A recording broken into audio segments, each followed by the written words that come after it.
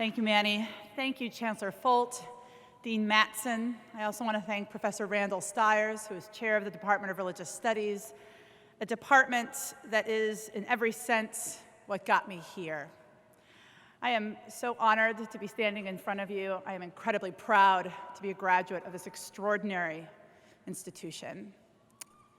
The title of my speech is Things I Thought About as I made the 30-minute walk to Estes Park Apartments after a night seminar between 2000 and 2002.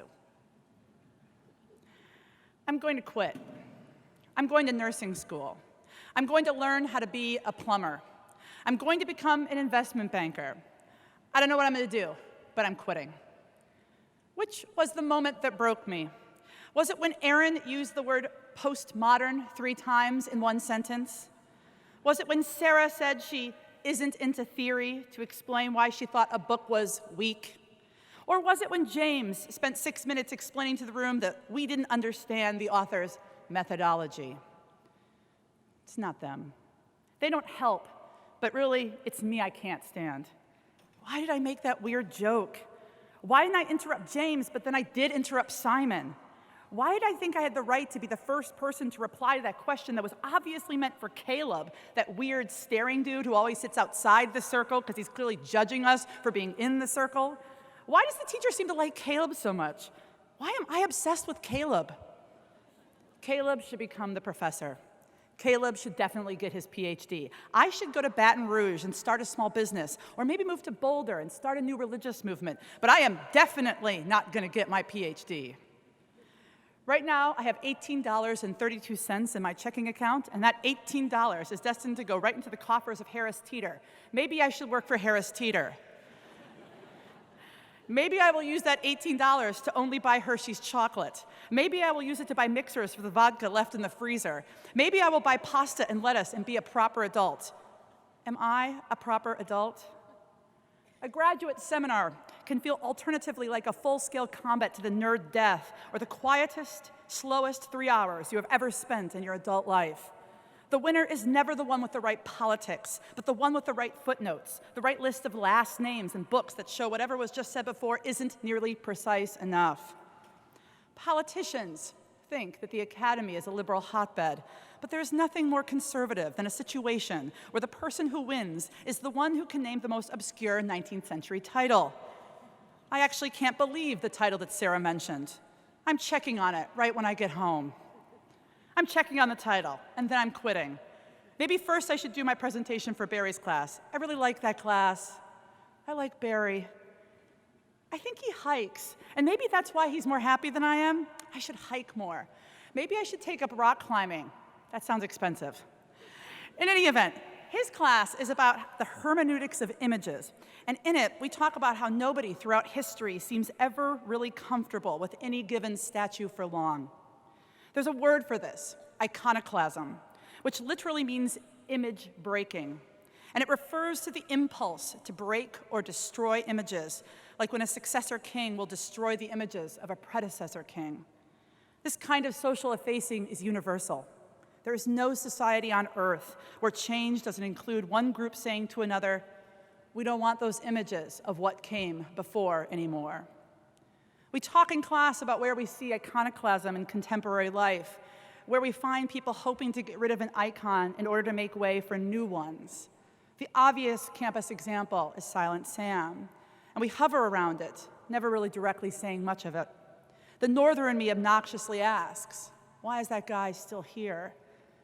Historians can explain why, but also why he probably won't be for very long. We know, we historians, we religionists, that people like to make images of things they want to venerate. We know, too, that people like to destroy images so as to show that they have decided that other things now need veneration. This is not a sweet history. When Christian missionaries went to India in the 19th century, they attacked the vast numbers of icons of indigenous deities, saying that they were symbols of depravity. If we take down a statue, are we always doing something a little bit like that? Are we always telling one group that they are primitive and asserting that another group is the freshest civilization on the scene? Well, to speak like an academic, like I was trained here, yes and no. In another class, a class with Don Matthews, we read books about Southern religions and Southern history and Southern black women's lives and the history of segregation and the concept of whiteness and the Second Ku Klux Klan and gender and Jim Crow.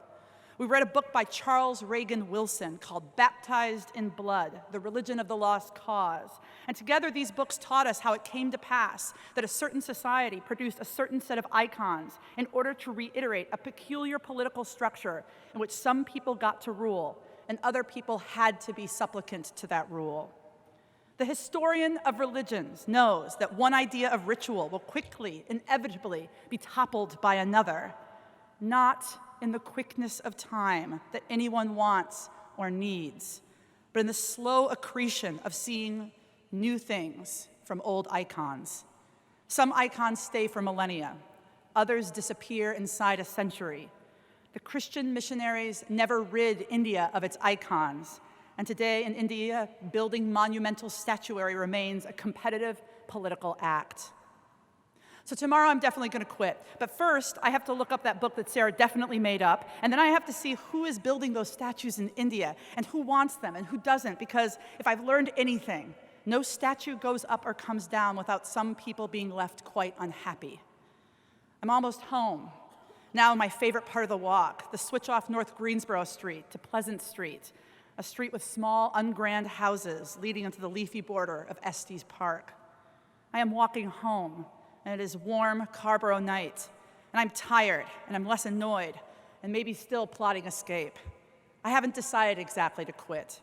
It's 2002, and nobody thinks any statues are coming down. Nobody thinks the hall in which I'm learning, Saunders Hall, will lose its name because a geographer would find a footnote that proved it had to fall. It's 2002, and so many books haven't yet been published. Books like Fitzhugh Brundage's The Southern Past, or Crystal Feimster's Southern Horrors, or Donald Matthews' own At the Altar of Lynching. And so many more books, books that will come together, and in the enormously slow and deeply frustrating speed of academic time, we will build up a history of how certain commemorations feel soothing to some, but cause great harm to others, a history of how certain kinds of gendered pride produce disproportionate violence, a history of how some practices of civilization aren't creating the justice they think in their best light, they are actually trying to serve. Maybe someday I'll write a book. Maybe someday I'll be a chink in the story of how we come to choose one ritual over another, or how we, as a society, elect to serve one person's safety over another. Maybe someday I'll send to my friends a talk, those friends from grad school, and I'll ask them, is this right? And they'll say, it wasn't all hard. Some of it was kind of awesome, right? Maybe I'll remember how grad school at Carolina included incandescent days of spring flowers in the Arboretum and late nights closing Davis Library. Maybe what is difficult now will later be something I remember with love. Philosophers of religion work to tell us about what is good religion and what is bad religion. And as they do so, they have consistently pointed out that we don't pick good religions when we have bad motivations for religion. Put another way, you can't love anything well, your alma mater, your state, your lover, yourself, or any God, unless you know the kinds of confusions and deceptions that you perform in order to survive whatever pain you have. People in pain do a lot of things. They make bad laws, and they write bad books, and they erect bad statues. They buy mixers for drinks and rant on Franklin Street rather than eating salad and calling and ranting to a friend.